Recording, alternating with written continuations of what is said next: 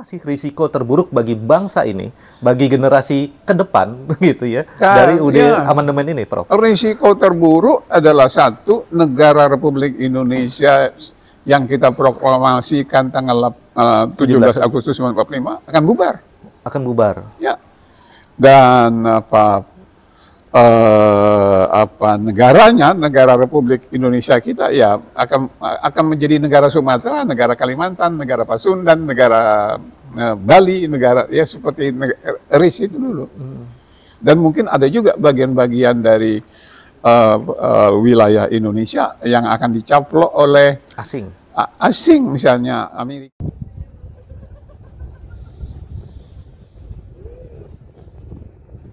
Assalamualaikum warahmatullahi wabarakatuh. Waalaikumsalam wabarakatuh. Alhamdulillah teman-teman UI Watch dan channel-channel lain yang akan mereupload konten ini, pagi hari ini kita bisa bertemu langsung dengan seorang konstitusionalis. Nah, ini ada istilah menarik sekarang adalah konstitusionalis, yaitu Prof. Sofyan Effendi dari Jogja. Beliau dulu adalah mantan rektor UGM. Kalau mantan udah pasti dulu. Apa kabar Prof. Sofyan Effendi? Baik, kebetulan hari ini ada di Jakarta karena kemarin baru menghadiri sebuah seminar kebangsaan di DPD, Dewan Perwakilan Daerah di Senayan, terkait dengan isu-isu terkini. Salah satunya terutama adalah soal wacana kembali ke UUD 45 18 Agustus 1945. Ada yang bilang UUD 45 asli. Kalau ada yang asli berarti yang sekarang apa? Nah, ini tadi kita sebelumnya kita ngobrol banyak dan tentang Undang-Undang UUD 45 hasil amandemen keempat atau Profesor sering mengatakan itu Undang-Undang 2002 ya 2002 UUD RI 2002 dan undang-undang itu dikatakan sebagai telah terjadi makar konstitusi atau kudeta konstitusi di sana, dan menariknya adalah ini udah tidak mewakili lagi Indonesia yang sebenarnya, yang seharusnya seperti yang terlahir ketika 17 Agustus 1945 gitu. Bahkan ada peran asing di Tenggarai, ada peran asing di belakang amandemen keempat UUD 45. Tapi pertanyaannya sekarang bagaimana cara mengembalikan itu menjadi UUD 45 yang 18 Agustus 1945. Dan tadi sebelumnya kita diskusi soal peran MPR, itu salah satunya. Nah, sekarang kita langsung menggali pemikiran dari Prof. Sofyan Effendi terkait UUD 2002, Undang-Undang Dasar 1945 hasil amandemen keempat. Prof mengatakan ini sebenarnya udah bukan Undang-Undang Dasar kita lagi nih. Betul. Iya. Betul sekali. Jadi apa itu amandemen Undang-Undang Dasar 1945 yang dilakukan oleh MPR selama 4 tahun berturut-turut, 1999, 2000, 2001, 2002, telah melakukan perubahan sangat besar atau boleh dikatakan pergantian terhadap Undang-Undang Dasar kita. Dan karena itu setelah dilaksanakan Undang-Undang hasil amandemen yang untuk membedakan dengan Undang-Undang Dasar 1945, itu ada dua masalah besar yang terjadi selama 25 tahun pelaksanaannya. Satu, itu Indonesia ini sudah menjadi negara demokrasi yang semakin tidak demokratis. Kemudian yang kedua, kita menjadi negara hukum lawless, yang lawless. Yang boleh dikatakan penyusunan dan penegakan hukumnya menjadi kacau seperti sekarang ini. Lawless restart yang lawless.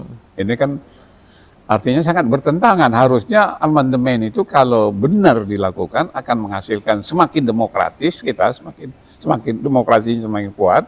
Kemudiannya restartnya menjadi lebih berfungsi dengan baik, bukan lawless. Nah, ini kalau kita biarkan kondisi yang terjadi selama 25 tahun ini dibiarkan, maka persatuan Indonesia itu semakin lemah dan akan pecah bercerai-berai mungkin 10-20 tahun, ya seperti yang terjadi pada Uni Soviet pada waktu itu. Nah, ini kita kan sebagai warga bangsa kan tidak ingin itu terjadi pada Indonesia. Karena itu kita harus memperbaiki kondisi yang kurang demokratis dan yang lawless tadi menjadi yang lebih baik, dan untuk itu memang perlu dilakukan perubahan kembali terhadap undang-undang hasil amandemen itu. Oke, Prof. Sebelum kita gali bagaimana cara kembalinya, kita ingin tahu apa sih risiko terburuk, karena kan pasti orang-orang pada umumnya akan paling takut sama risiko terburuk. Kayak misalnya waktu pandemi COVID-19, risiko terburuknya adalah terkena virusnya kemudian meninggal. Nah, ini apa sih risiko terburuk bagi bangsa ini, bagi generasi ke depan gitu ya, dari amandemen ini, Prof? Risiko terburuk adalah satu, negara Republik Indonesia yang kita proklamasikan tanggal 17 Agustus 1945 akan bubar. Akan bubar. Ya. Dan negaranya, negara Republik Indonesia kita ya akan menjadi negara Sumatera, negara Kalimantan, negara Pasundan, negara Bali, negara ya seperti RIS itu dulu. Dan mungkin ada juga bagian-bagian dari wilayah Indonesia yang akan dicaplok oleh asing. Misalnya Amerika sedang mempersiapkan negara Melanesia sekarang. Dan Amerika dan Australia dan negara-negara itu, kelompok itu ingin mendirikan negara Melanesia dan mulai mengisukan bahwa ini orang Papua, orang Maluku, orang itu bukan orang Melayu, tetapi kalian itu adalah suku Melanesia. Mengapa kalian menggabung dengan Republik Indonesia? Artinya sebelah timur ya? Sebelah timur. Demikian juga sebelah barat. Orang-orang Aceh akan dibujuk-bujuk untuk keluar dari Indonesia, mendirikan negara Aceh, yang negara Islam. Iya. Nah itu, jadi itu yang paling harusnya ditakutkan oleh bangsa Indonesia. Kemudian yang kebijakan pembangunan yang digunakan selama ini, yang menghilangkan GBHN, yang menghilangkan ekonomi berencana dan menjadi ekonomi pasar murni, akan membuat si kaya tambah kaya, tapi yang orang miskin tambah miskin. Apa bisa bertahan negara dalam kondisi seperti itu? Kesenjangan semakin lebar antara si kaya dan si miskin. Nah, itu akibat yang paling ditakutkan dari Indonesia ini. Nah, untuk supaya itu tidak terjadi, ayo kita kembalikan kita hilangkan itu erosi demokrasi Pancasila, kita hilangkan erosi nomokrasi Pancasila, menjadi negara hukum yang berfungsi dengan baik, dan dengan demikian kita bisa mempertahankan NKRI ini menjadi negara yang utuh.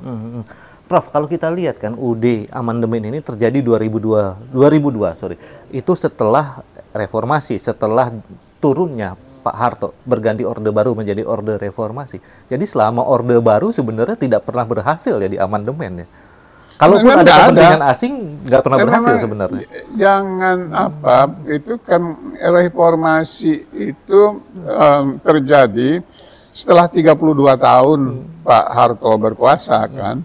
Dan ini mulai ya pada waktu itu terjadi ketidakpuasan dan kembali dikompori lagi oleh negara-negara asing supaya Indonesia ini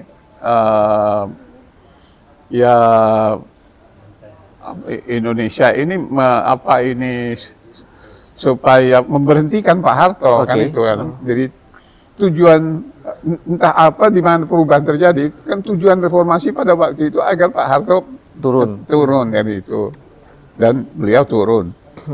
Tapi kemudian kelanjutan dari itu seharusnya tidak perlu mengamandemen undang-undang dasar itu kan harusnya. Atau memang sebenarnya tujuannya adalah mengamandemen karena selama zaman Pak Harto tidak pernah bisa dilakukan, jadi Pak Hartonya diturunin dulu. Right, exactly. Itulah memang ada operasi untuk menurunkan Presiden Soeharto, harus ganti sistem, harus ganti rejim. Supaya supaya bisa diganti. Supaya bisa diamandemen, dan kita lihat sekarang Dan supaya bisa diamandemen, dilemahkan Indonesia yang kaya itu, lemah yang punya sumber daya itu, sehingga dia menjadi negara yang lemah terus. seperti saat ini. Seperti saat ini. Oke, teman-teman. Dikuasai oleh negara-negara asing. Jadi lebih baik zaman Pak Harto sebenarnya, Pak. Iyalah kalau Oke, siap. itu. Kita lebih kuat Tapi ya. nanti kita dituduh Orde Baru. Nggak ada salahnya juga. Nggak ada Karena salahnya juga. Memang terbukti setelah 25 tahun banyak yang bilang lebih baik zaman itu. Right. Gitu, Prof. Oke, Prof. Nah, sekarang bagaimana caranya kita kembali ke Undang-Undang Dasar 45 ya? Jadi kita bedain aja Undang-Undang Amandemen dan UUD 45. Kita juga dengar sekarang ada kekuatan untuk merevitalisasi MPR. Ya. Apakah satu-satu cara lewat MPR itu? Enggak, itu berkaitan sebenarnya. Kita sebenarnya yang dihilangkan di dalam oleh reformasi ini kan yang terjadi adalah menghilangkan ruh dari Undang-Undang Dasar 45 itu, yang Pancasila itu kan. Nah, jadi yang harus kembalikan lagi Pancasila yang sekarang itu sudah dihapus oleh MPR itu. Kemudian yang kedua, kembalikan Undang-Undang Dasar 45, dan dengan Undang-Undang 45 semua yang menyimpang yang sekarang, kedudukan MPR, penghapusan DPA, itu harus dikembalikan. Dan itu cukup dengan langkah yang paling mudah adalah memberlakukan kembali Undang-Undang Dasar 45 yang didekretkan oleh Presiden Soekarno pada 5 Juli 1959. Kalau itu diberlakukan, dan itu belum pernah dibatalkan kan. Kalau itu dikembalikan, ya sudah kembali lagi. Ya. Dan itu bisa dilakukan lewat sidang MPR? Bisa dilakukan, yang punya kewenangan untuk itu, untuk menetapkan undang-undang yang pemberlakuan kembali itu adalah memang MPR, karena dia lembaga pemegang kedaulatan rakyat. Tapi untuk melakukan pengembalian itu bisa dengan dekret presiden sebenarnya. Dekret presiden. Untuk kembali ke dekret 5 Juli bisa lewat dekret presiden. Memberlakukan kembali dekret presiden 5 Juli. Soekarno 5 Juli 1999. Jadi itu, ada dua jalur ya? Dan itu otomatis Pancasila hidup kembali. Kedua, Undang-Undang Dasar 45 berlaku kembali. Jadi kuncinya juga sebenarnya ada di presiden ya, untuk melakukan dekret. Iya. Salah satunya. Salah satunya sebenarnya. Kalau presidennya mau melakukan itu dan berani melakukan itu dengan didukung oleh semua unsur-unsur masyarakat tanpa ada embel-embel aku itu opo. Nah itu bisa berjalan. Oke, ya menariknya lagi adalah yang terjadi adalah presiden sekarang nih, misalnya ini juga jadi pokok bahasan kemarin waktu Prof seminar di DPD itu adalah mengeluarkan Kepres 17 2022 ya, dan Inpres 2 2023 yang terkait dengan pengembalian hak-hak dari korban pelanggaran HAM berat di masa lalu, dan ini menjadi polemik ya sampai sekarang ya. Itu intinya jadinya apa yang Prof bisa lihat dari Inpres 2 itu sebenarnya? Ya itu ya benar, tapi seharusnya kita smart menjadi seperti Mandela. We forgive tapi don't forget. Don't forget.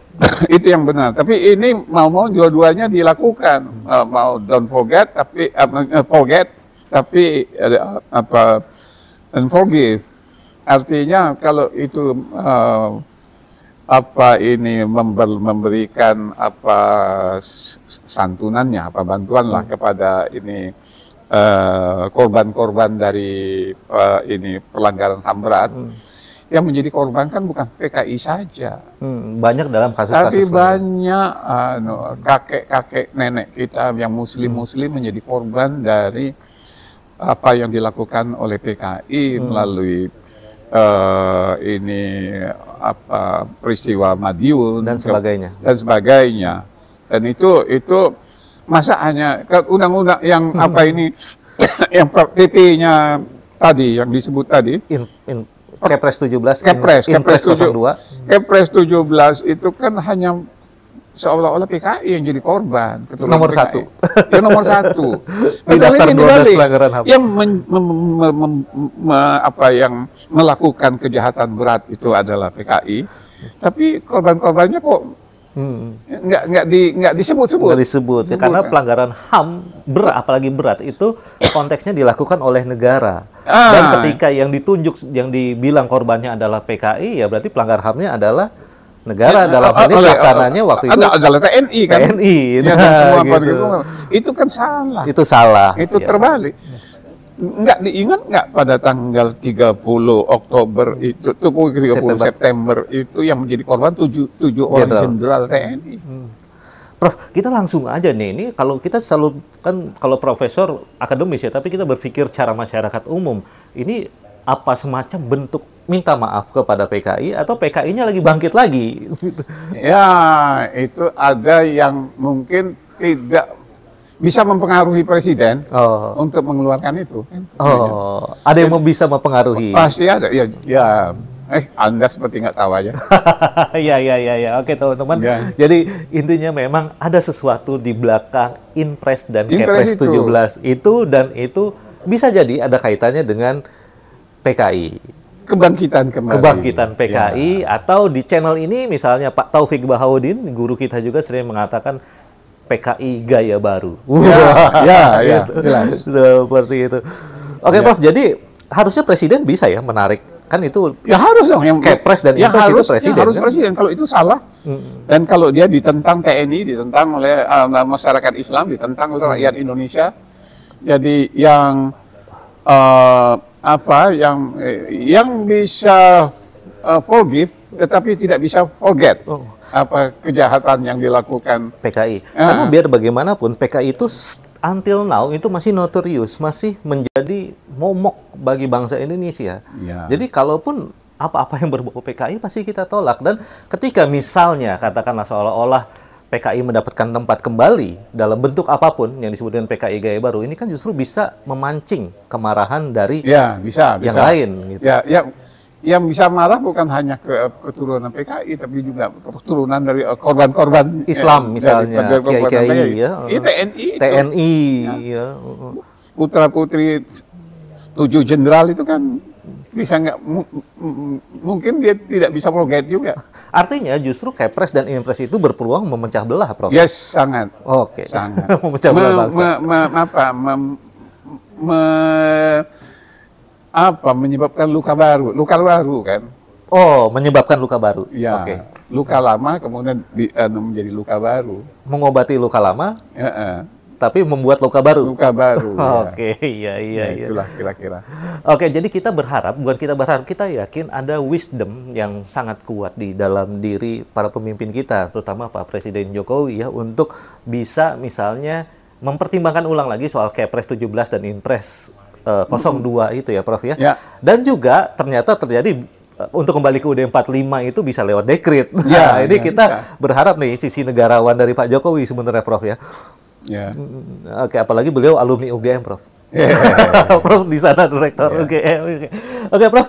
Saya pikir cukup banget. Ini udah 30 menit berlalu, teman-teman. Semoga konten ini bermanfaat. Ini jarang banget bisa ketemu dengan Prof Sofyan Effendi. Terakhir saya juga ketemu di Jogja mendengarkan kuliahnya, dan itu sangat bagus sekali. Semoga bermanfaat, teman-teman selalu ambil manfaatnya dari konten-konten kita di channel ini. Terus billahi taufiq wal hidayah. Wassalamualaikum warahmatullahi wabarakatuh. Waalaikumsalam warahmatullahi wabarakatuh.